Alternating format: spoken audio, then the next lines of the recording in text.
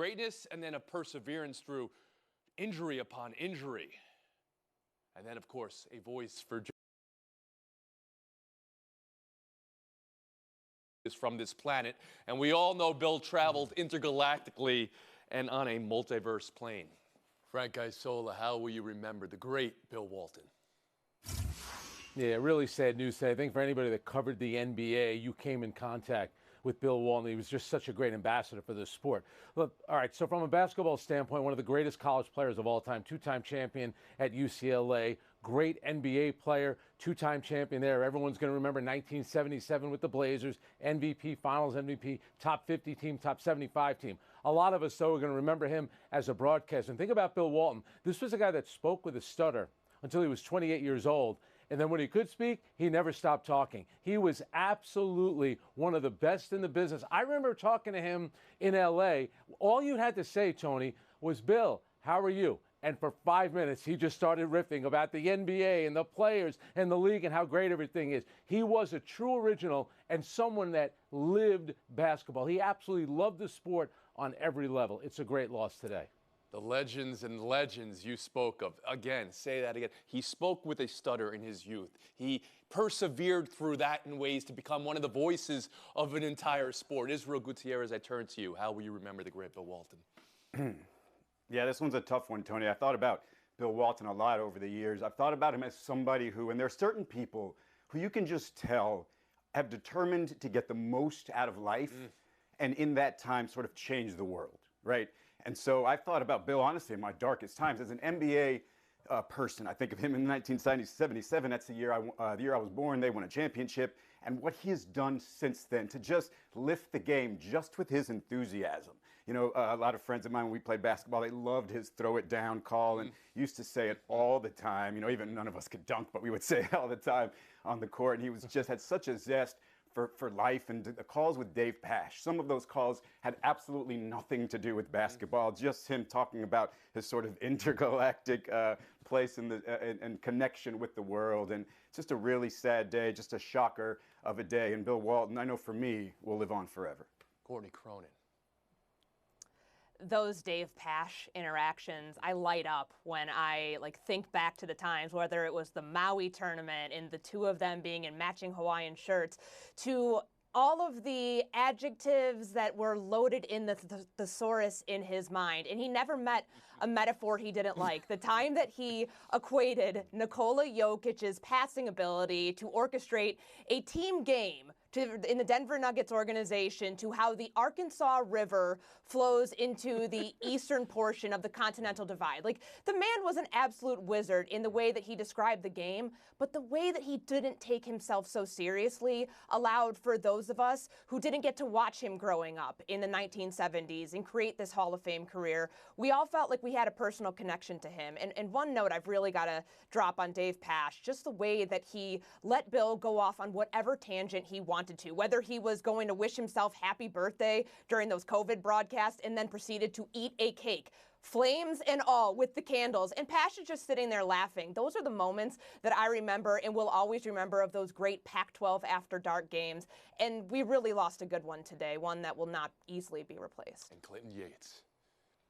That Pac-12 After Dark experience is exactly what I think of when I think of Walton, because he came from an era in which the college experience as a human was really something that we valued in this country, and it seemed that it changed who he was as a man. It changed what he understood about the world, and he took that sort of student of life approach to everything that he did overall, and that was what was so refreshing about seeing him all the time. He was very much the cool boomer in the sense that you didn't mind having somebody of his generation and wisdom around because he wasn't going to make you feel like you were a part of something that you weren't supposed to like. And when the Pac-12 meeting its demise as a conference, for Bill Walton to pass away in the same general stead is almost poetically memorable in such a way that it's hard for me to separate the two things, particularly living in Los Angeles. Frank Isola, please, one last word. And, Clinton talking about the joy that he brought. Let's remember that Bill Walton lived with a lot of pain. Toward the tail end of his career, he was always hurt. He had so many surgeries. You would watch Bill Walton walk, and it would be painful for you to watch it. But all the pain that he was in, never once did he let it impact his job. He loved the Grateful Dead, and he loved basketball, and that's what he wanted to talk to you about all the time. I always say I'm the luckiest guy in the world. And I hope, viewers at home, you're feeling what we feel right now. I think you can sense that. Israel, you talked about his zest for life, but Frank, you just mentioned, he was a mental health advocate even decades before that became something that people talked about out loud. He talked about his struggles, and this is very much linked to his basketball life, his health. His body just broke down on him to the extent of an athlete we've never seen before. 39 surgeries he had in his lifetime. And a broken spine, but it never broke his spirit. And we saw how he transcended through that, and now he transcends, as we know he will, to the next plane. There was glorious exaggeration in everything Bill Walton did. So now I move on to last night's game. As you know, he would want with an exaggeration. The most clutch team in the history of the play-by-play era. We love you, Bill. Dallas was trailing in the final 5 minutes of the fourth quarter in each of the 3 games this series, but came away to win. So I want to talk about what the Mavericks are doing, maybe what the T-Wolves are failing to do. Failure to launch for Minnesota. It's the launching they know how to do. It's the making that's the problem, especially for Cat, who was 0 from 3 yesterday and 0 in the fourth quarter yesterday. Israel Gutierrez, let's talk basketball. Have you come here to praise the Mavericks or drag the T-Wolves? I'll start off by praising the Mavericks. The T-Wolves are going to get dragged eventually. But this Mavericks team is doing exactly what you thought they could do when they were put together. When you have those 2 superstars in Kyrie and Luka, just absolute clutch players, all you need from the rest of your team is keep us close. And that's what they've showed you all the time. And close means within 10 points. Close means just within single figures, maybe with 3 or 4 minutes left, because that's all they need. And then they go off. And you're talking about that other team. I had a question asked of me just before this series started. Which duo would you rather have? Cat and Ant-Man or Luka and Kyrie? And to me, it was Luka and Kyrie easily because they're more suited to manipulate tough defenses. And I think with this Minnesota team, you've seen a very tough defense that those 2 guys have had their way with at moments. On the other side, you see the Dallas Mavericks defense, which has basically been the best in the league since March 1st, and Ant-Man and company can't really figure out what to do. And frankly, you know what? I'm going to leave the Karl-Anthony Towns trashing to everybody else because I feel like I've taken enough time. Well, I feel like Frank Isola may not share that emotion with you. Frank, please talk to me about the last 5 minutes of the games here in this series.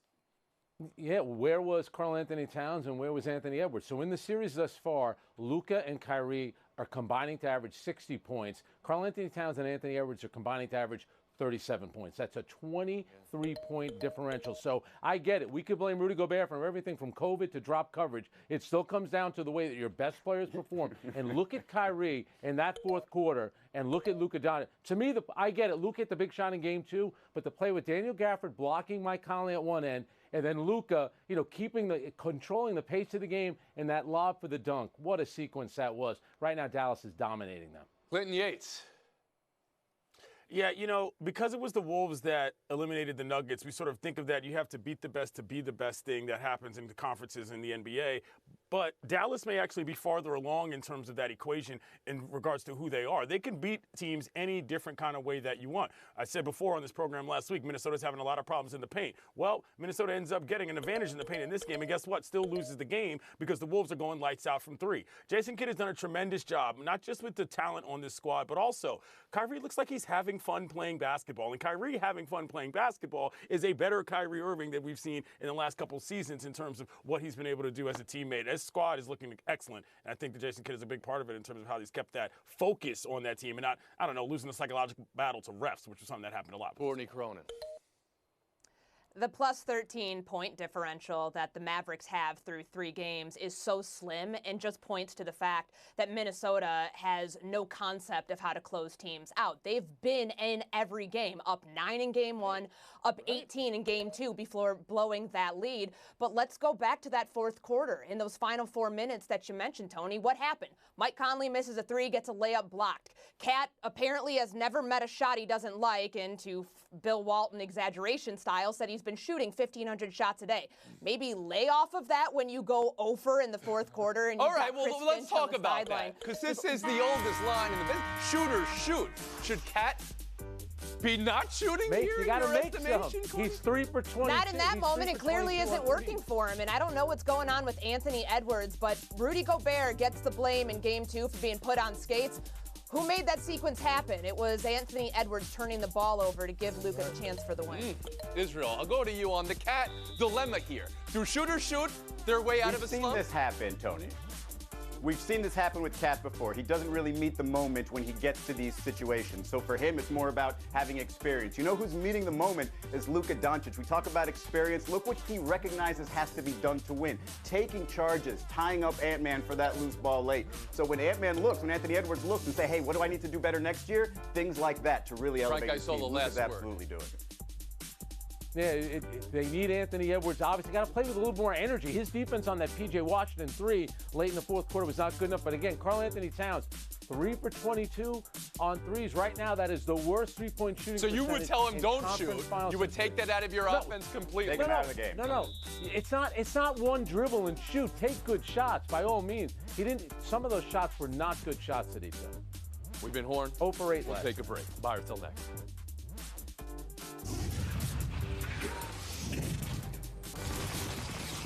More news today, how Roland Garros may be snuck up on all of us. Rafa Nadal at his home on his throne, but drawing world number 4 Alexander Zverev in the first round of the French Open. An almost unthinkable sentence for the 14-time winner there, but we're here because of the inactivity of Nadal. After a straight set loss, the creeping reality, could this be the last time we see Nadal here? A 2-minute, 8-second standing ovation before the interview with Zverev started, but they kept standing and ovating. Nadal himself said he's not sure he'll be back to play here. Courtney Cronin, how do you see it all? Photo. I'm surprised that this was the draw that he got in the first round. We didn't want to see him go out this way and potentially what's his last time at Roland Garros, but he has a protected world ranking of number 9, which he used last month in Barcelona to enter that tournament. I was surprised that he was able to use it here to get into the tournament, but then went in unseeded against Zverev. Like, his dominance at Roland Garros, even with this loss, Tony, 116 matches there, his win percentage is still 96.5%. But you're saying the tournament should not have put him up against the opponent that he would have normally drawn against just because he's Rafa Nadal. Okay. He should have been seeded going in the way that he was in Barcelona. Israel last month. Gutierrez?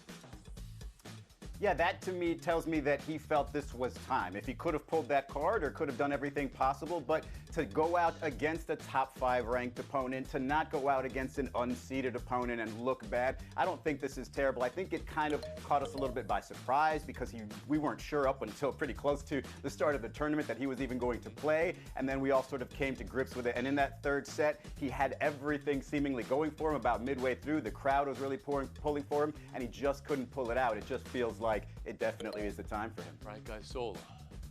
At the 2022 U.S. Open, they made sure that Serena could at least get to the first weekend. That's They were Courtney's actually point, I thinking, guess. Yeah, Why, all right. why didn't the French Open think that? But guess what?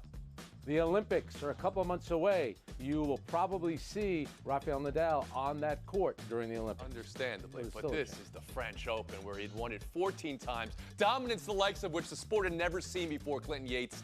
Your thoughts? Yeah, Frank hit the nail right on the head. When Serena had her situation, we were there, we remember, she got her flowers. It was fantastic, and I'm glad that they at least had an opportunity to cheer him on in that way, and some of his tennis buddies were even there. So, no, you don't want to see a guy like this who's just kind of a legend go out early, but at the same time, folks recognized what they were dealing with and recognized what they were looking at and gave him the proper applause. Proper applause, 2 minutes ovation, but should there have been more flowers, I guess is what some might be asking right now. We'll move on. Buy or sell Too good of two. opponent. Ronald Acuna Jr.'s torn ACL. Brutal for baseball. Brutal for Atlanta. Brutal for Acuna. And his post saying sorry to fans was brutal for all of us to read. 2 questions, Clinton. Because we've seen Atlanta win a World Series in the year Acuna was hurt. Can Atlanta survive this? And we've seen Acuna come back from an injury before to have an MVP season last year. But seeing that post, can Acuna recover from this?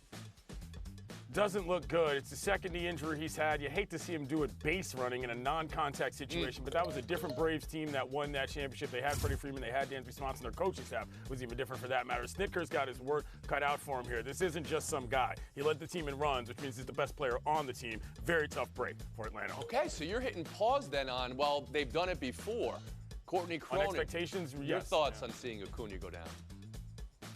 I hated it. I hate the fact that they lost, their ace earlier this year, and now they lose one of the most exciting players in the game. But I don't know if that has to mean that they put pause on their World Series aspirations just yet. This is a 90-win team this season. At least that should be still the expectations. They're going to have to rely on their starting pitching the way they did in 2021. I just don't know if Charlie Morton and Chris Sale are going to be that reliable long term. Gutierrez. Yeah, Acuna will recover. He's a world-class athlete in the prime of his athletic life. I think the Braves, you're looking at a 600 team right now, winning percentage. And without Acuna, not just that one time where they won the World Series, but over the course of his career, 9 games over 500, 526 winning percentage without him. So they can stay above the fray here and make the playoffs, and obviously know what it's like to make a run without him. And Frank Isola. Brutal loss, but it's something they can recover from. Remember, right now they have the third best record in the National League. You look at Chris Sale, Reynaldo Lopez. They have good pitching. The big thing we know, look at what the Diamondbacks did. Just get into the tournament, and then pitching can carry you pretty far. Of course, understandable. But when you read that post from Acuna saying sorry, it just puts it all in your heart right there. I mean, he got back to an MVP and beyond. Last year's MVP season was one of the great years we've seen. Yeah. Now it's another year. He's do it again. Rebuild. Buy or sell 3, Rangers in overtime again over the Panthers. The margins in this series razor thin. New York up 2-1. Florida left wondering how this hit from Rangers captain Jacob Trouba didn't get a major. Israel, I'm sure the group chat was popping off here. Does Florida have beef?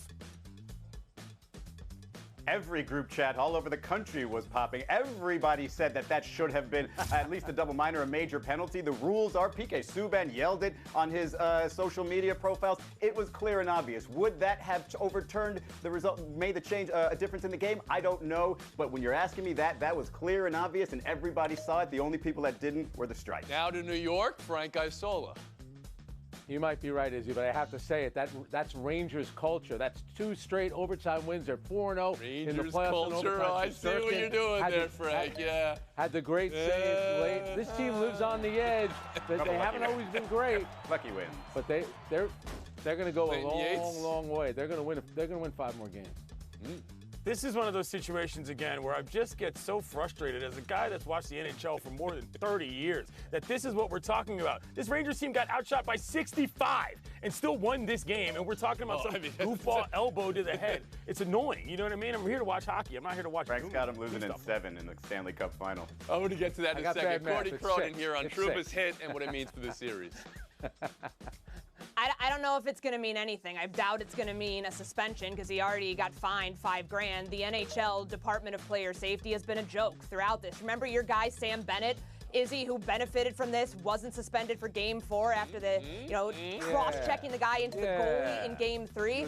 Like, there's no uniformity here. They don't care about this. They let everybody continue to play these things out, and they shouldn't because it goes against their rules. All right, Frank, now's the time to pay the price for your bad math According there. to my math, I won. Well, I mean, but now you want the Rangers to lose before winning. I meant 6. A little bit math. It's all right. It's all right. Thank you, Yates. Thank you, Ice. Cronin, Gutierrez at their showdown next. Good luck in showdown. Sun over the sky, as is celestially agreed upon. In this game, Alyssa Thomas's foul on Angel Reese, a flagrant 2. So we've spent a lot of time talking about how the pros are going to handle rookies when it was about Caitlin Clark. Well, here's Angel Reese. And here's her quote after the game. They're not supposed to be nice to me. No hard feelings. Thank you, AT, for sending a message to me because I got back up and I kept going. Takeaway, Courtney Cronin. I appreciate Angel Reese using this as motivation, but Tony, there's no place for dirty plays like this. There was a play 1 minute before this where she hip-checked her to the ground before throat slashing. Israel Gutierrez? Yeah, and she got the proper penalty. She was ejected from the game, and I think Angel Reese handled it perfectly. We don't need to overly litigate every hard foul. It was a hard foul that ended up around the neck, got ejected, good enough. Showdown 2, Celtics-Pacers Game 4 tonight after the Louvre hanging of Game 3. How does tonight get one, Israel? Well, more of Jason Tatum doing that. There might have been somebody on this show, maybe me, who said that it's starting to look like Jaylen Brown's team. Jason Tatum took this team over, said it's my team, and he will hang on to it. Thank you very much. Courtney Cronin? I just hope for as competitive as Rick Carlisle wants to be tonight and said that they were going to extend this series, please do not play Tyrese Halliburton with his hamstring injury. Do not leave that decision in his hand the way that they did not in Game 3. Israel Gutierrez, FaceTime. Thank you, Tony. And over the weekend, we learned that PGA golfer Grayson Murray lost his life, and it was later confirmed by his parents, by his family, that he died of suicide. And this is a golfer who has talked openly about his issues with addiction, his issues with mental health. And I just went back and listened to a press conference after he won his second tournament, and he talked about having overcome that and talked about having all the support he needs and recognizing what was wrong early in his career. And it's just so heartbreaking to listen to that can change over 4 months to this drastic or tragic end. So check in on your people, even if you think they have all the support in the world. Thank you for your time, Israel, and thank you for your words here, Grayson Murray.